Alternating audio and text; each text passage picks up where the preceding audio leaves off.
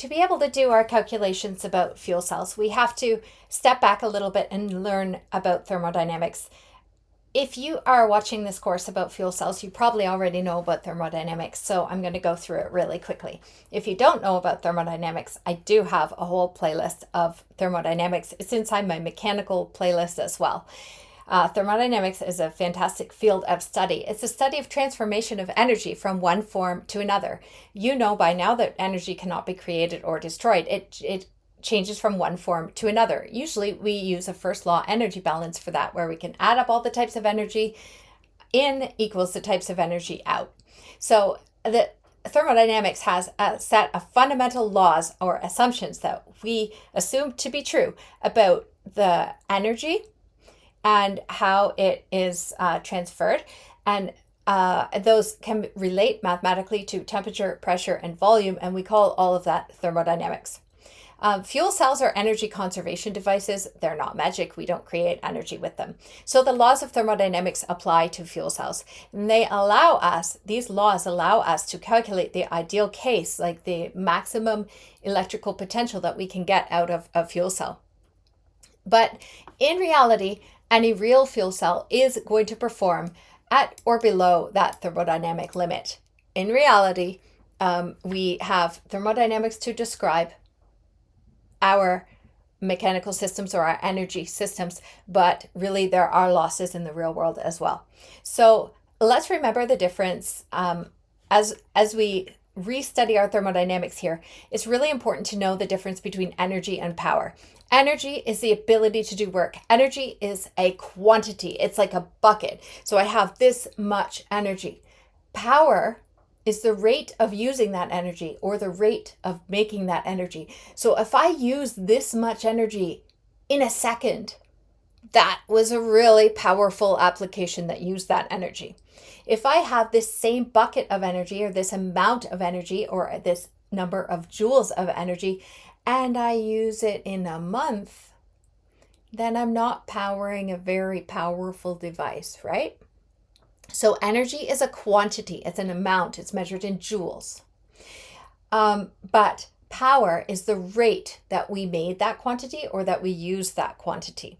So it's the energy divided by time, divided by the time at which we used it, makes something powerful, or it's a powerful method of making that energy.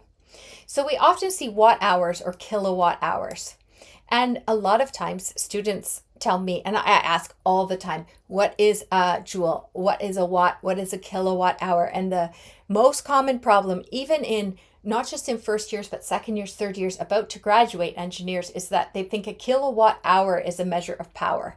But no, we have our joules. We divide them by seconds, we get watts.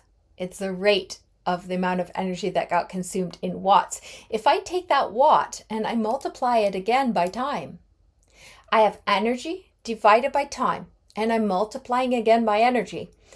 By time. Then the times in the like this time, this hour, right here. This time, this is written the other way around. But if I have power equals energy as a rate, which means a rate over time, if power equals energy over time, and then I see watt times hour or kilowatt times hour, then I'm taking power and I'm multiplying by time. So a watt hour is now going power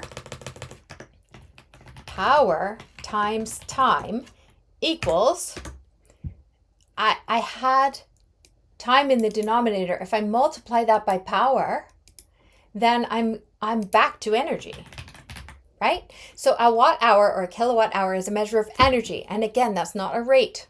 It is a bucket. It's an amount. So that's an amount of something, and it's no longer a rate. And I showed it here as well, 1 watt hour per second. And I did the conversion seconds and hours. And then I did the conversion of a joule per second is actually the same as a watt. So you get back to joules. Watt hour is energy.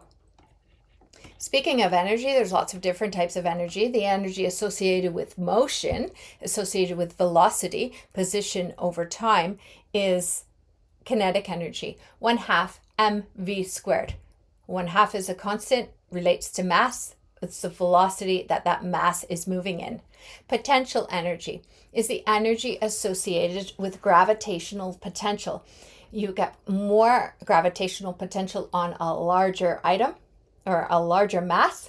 So we take acceleration due to gravity, which is 9.81 meters per second squared, times mass times the height that it has the potential to fall. So potential energy is also measured in joules. It's just a type of energy. It's how much potential this object has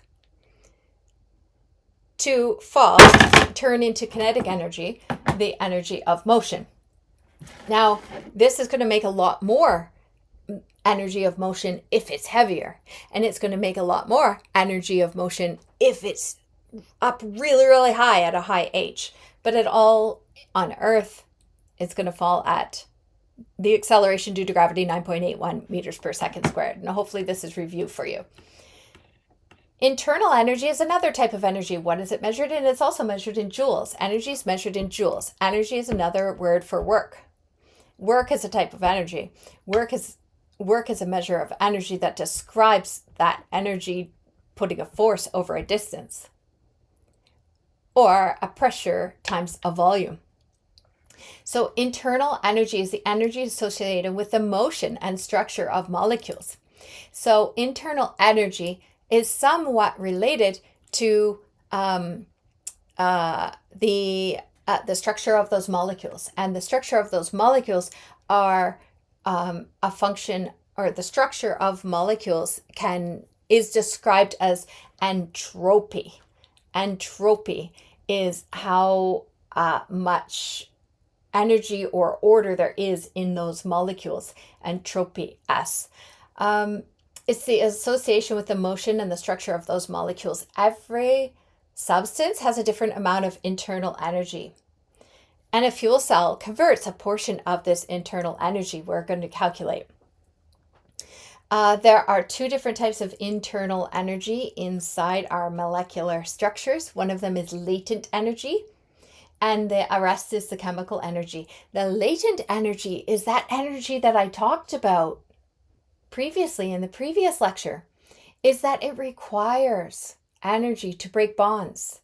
Hydrogen doesn't just sit there as two hydrogen atoms and then they don't just miraculously pull apart. You have to put energy in to break those bonds. So that's called latent energy. It's energy that doesn't really do anything but break bonds. It's kind of like latent heat. Latent heat doesn't raise the temperature on a thermometer.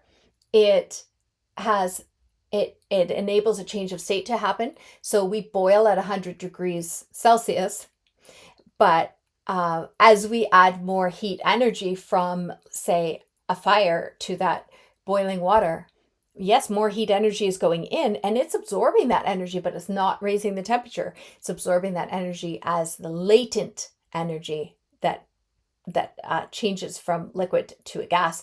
This is the same sort of thing. The latent energy breaks those bonds when the state is changing.